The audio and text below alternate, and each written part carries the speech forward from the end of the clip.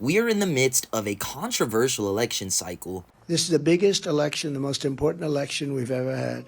There really is so much at stake. Tensions are high. I have taken some of the most important topics for voters in the upcoming election from the Pew Research Center and sat down with a local expert to dig into the platforms of each candidate. I have a PhD in political science from UCLA. I taught at UCLA, I taught at Pepperdine, and then got hired here. And I love teaching here at College of the Canyons. My area of specialties is American politics, the media, elections, and public opinion. When students ask me questions, I want to be able to answer the questions. And it's really important for me that I do it in a way where I'm balanced in the way I present things. My goal is to get students to think, not to have them think like me. So I wanted to start with what was by far the most popular on both sides. This was 81% of total voters, 68% of Harris voters, and 93% of Trump voters. Everyone seems to be concerned about the economy.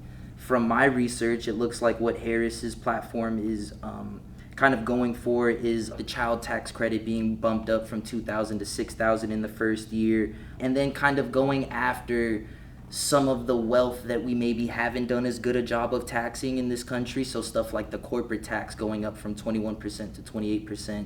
And then, of course, one of the big headline grabbers is the unrealized capital gains tax that has been proposed for people with over $100 million in wealth. I'm curious what your read on those are.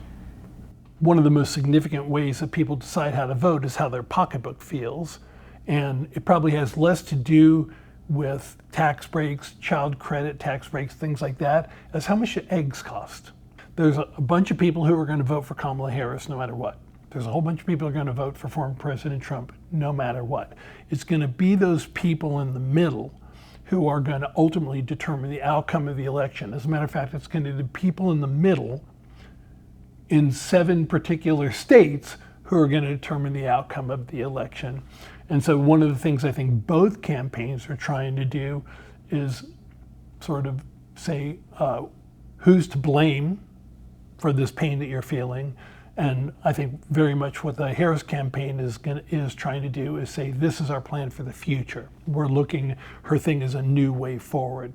So I think the Trump campaign wants to say the predicament you're in is her fault. I gave Harris and Biden an economic miracle, and they quickly turned it into an economic nightmare. For too many people, no matter how much they work, it feels so hard to just be able to get ahead. I was able to find some of those specific policies from the Harris side. A lot of the Trump campaign stuff seems to be kind of just inverses of that, wherever raising that corporate tax, Trump wants to bring it down. Trying to fight the prices at the grocery store, we're going to bring in tariffs. And so it seems like there's kind of a very just hardline opposite stance philosophically on how they feel like they're going to fix the economy. And so I guess that is one of those issues that it does kind of just come down to whichever side you personally feel like you're going to agree with.